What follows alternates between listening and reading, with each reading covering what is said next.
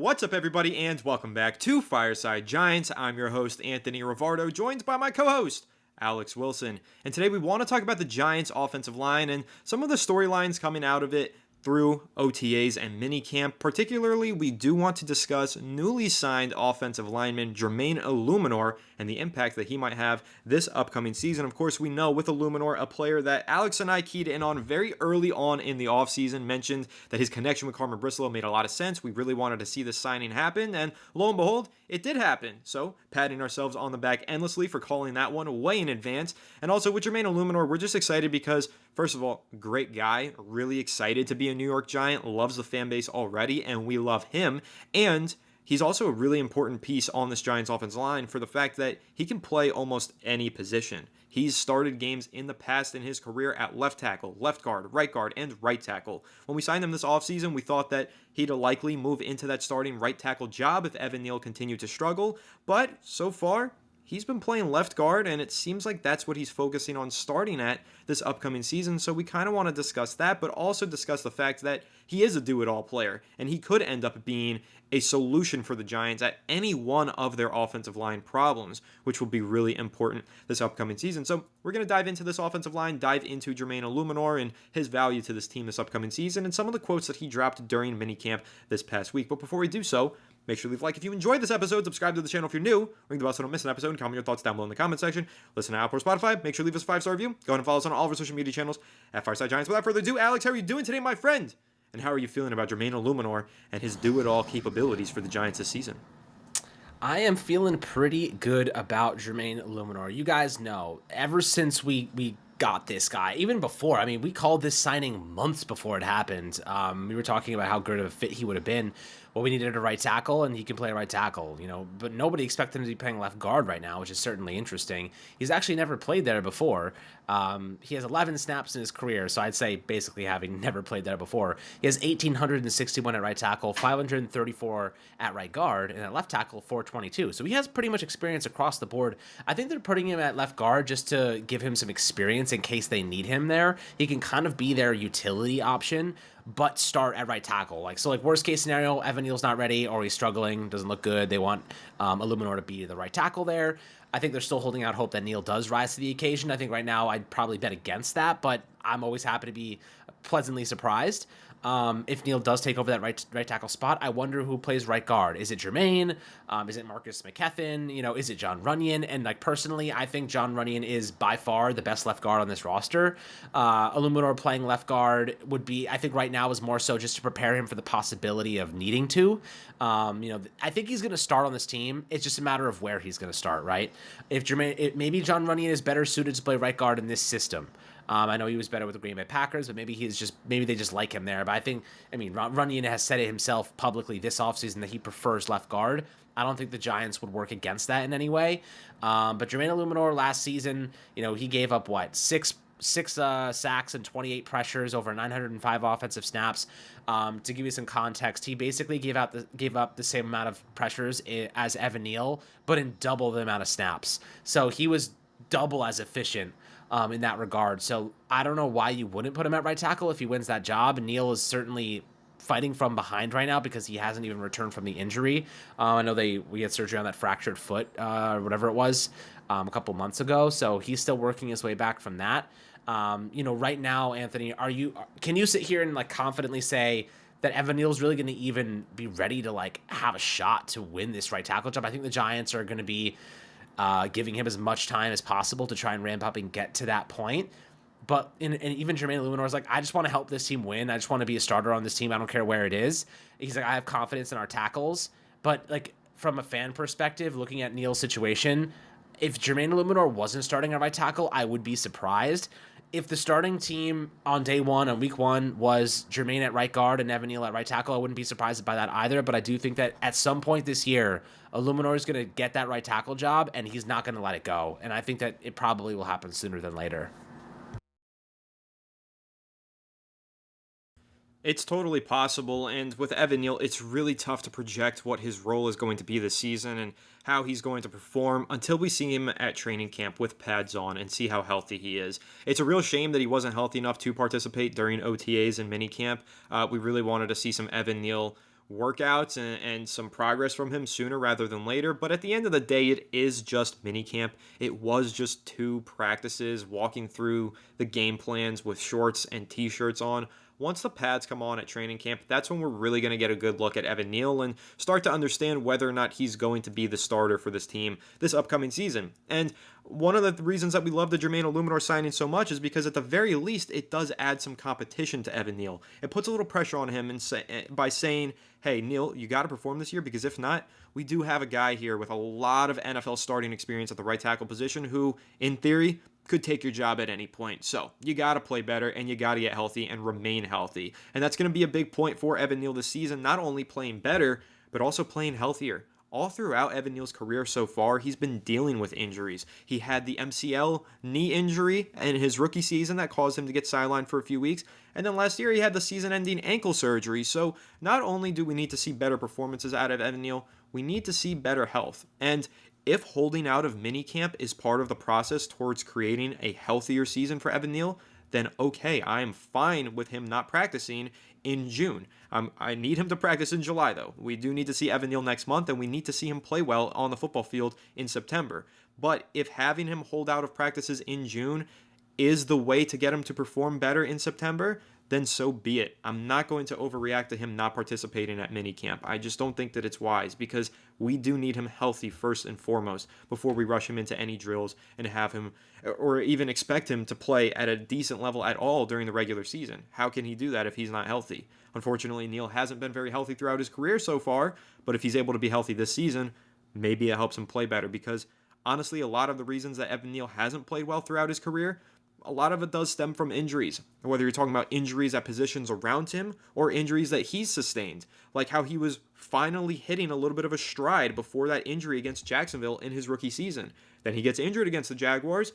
Second half of the year, dumpster fire Evan Neal returned. A lot of that probably had to do with the fact that he was uncomfortable playing on an injured knee.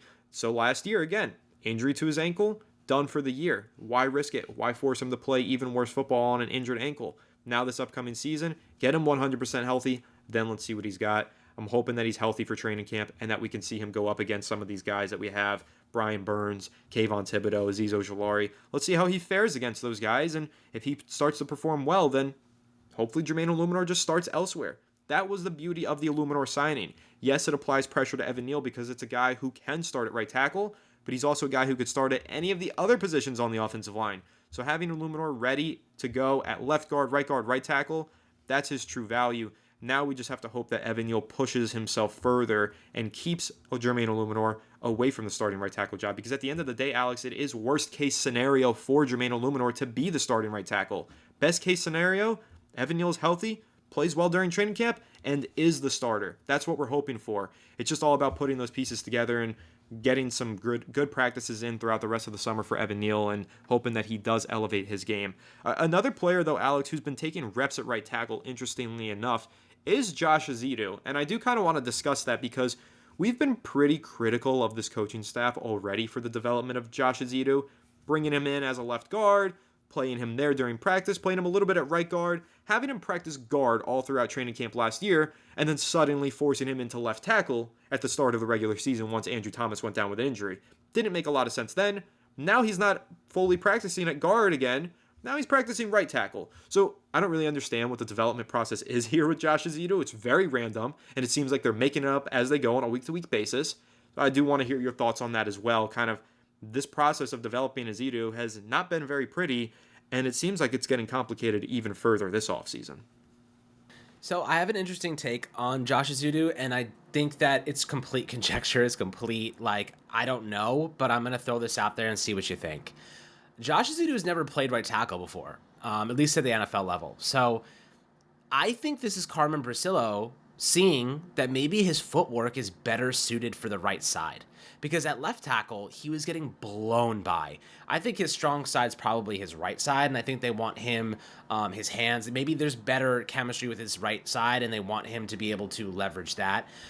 Maybe he sees him better as a right tackle. Why else put him at right tackle to compete? You already have Jermaine Eluemunor and Evan Neal.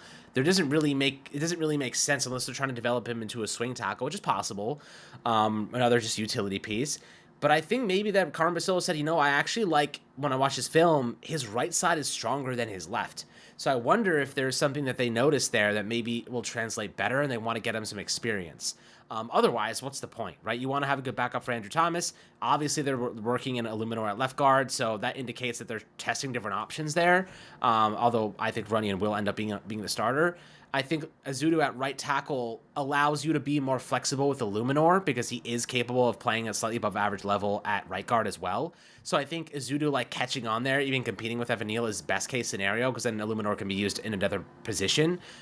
Even though right tackle is way more important than either guard spot, in my opinion. So I do feel as though Jermaine should start if that's how things progress. But maybe they like him better at right tackle. Maybe they like Ezeudu better there in terms of how his hands are placed, how his feet are, his movement, his strong side, whatever it could be. I think this is a Brasillo thing. But it is interesting, right, Anthony? Like, I don't remember the Giants using guys like this in the past. I don't remember the Giants testing players out like this across the board so frequently. Usually it's like, all right, like this guy is this position and that's it. Like this guy plays that position and that's kind of it. Or maybe they cross-train like very minorly. The Giants are having everybody play everywhere right now, or at least that's what it feels like it's trending toward. That seems like a much different coaching perspective to me. That seems like they're trying to expand their versatility and prepare them for any possibility. Developing chemistry, developing this. There's only a couple of guys that are cemented, John Michael Schmitz, and of course you have Andrew Thomas. So to me, it feels as though the Giants are trying to get a little bit more versatile and diverse with how they are actually preparing some of these guys in the interior and right tackle. And I think that's a coaching change. I think that's kind of interesting to note. And I do think it will be an impactful variable in the progression of these players.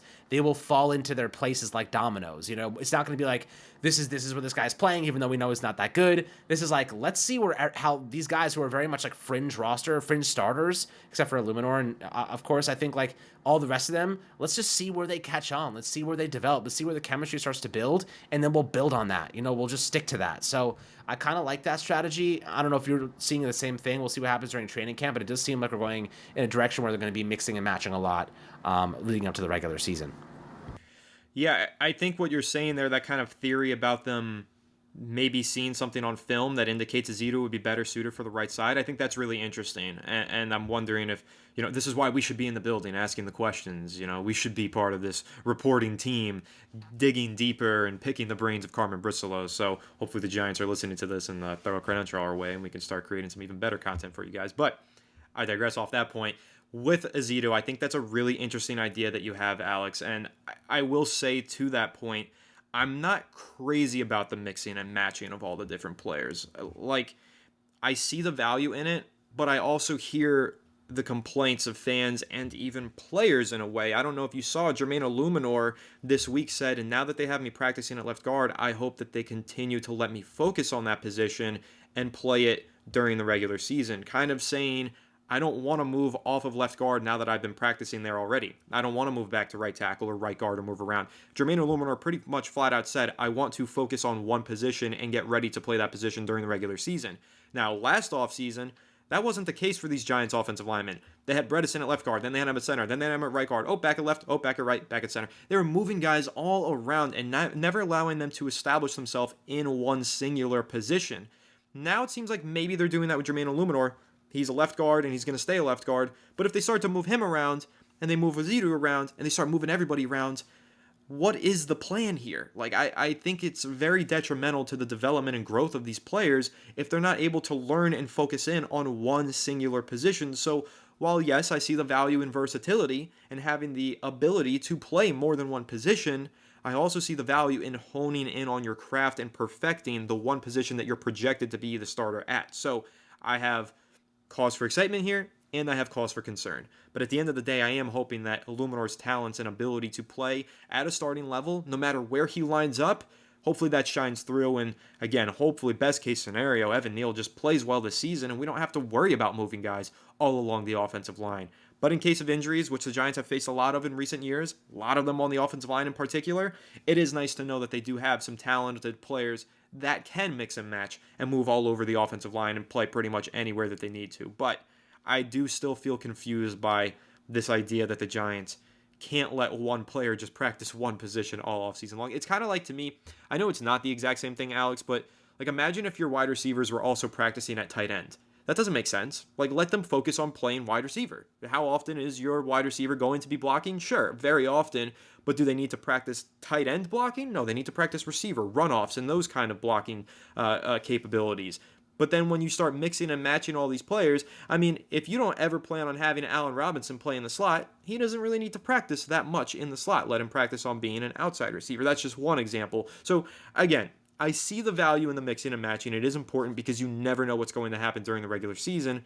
But when you're all the way here at minicamp, just have the guys practice the position that you expect them to play and let them perfect their craft in that regard. That's what I'm kind of getting at. But with Ezeudu, again, you do bring up an interesting theory and point there where maybe they saw something on tape for Ezeudu that shows he would be better on the right side, and also maybe they're viewing him as a potential long-term answer if Evan Neal doesn't pan out because they really like Ezeudu and think he has potential to be a starting right tackle. I'll say Ezeudu was one of the most passionate players in the locker room last year from many clips that we saw. Was crying when he had a bad game, was apologetic when he had a bad game, and was determined, saying, I'm getting back on the practice field and going to be better for this team. I really like Ezeudu. I think he's a very high-character player.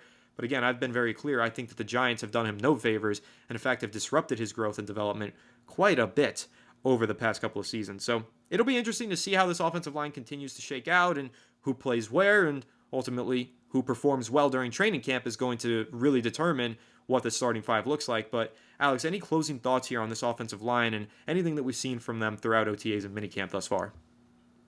Looking right now, kind of at the structure of this offensive line, I'd say what you kind of referenced before. I just want to touch on that. Just kind of rewind for a second.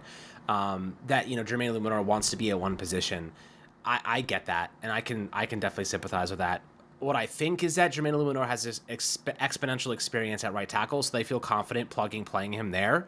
And I think that he has experience at right guard and left tackle. The one place he doesn't have experience is left guard.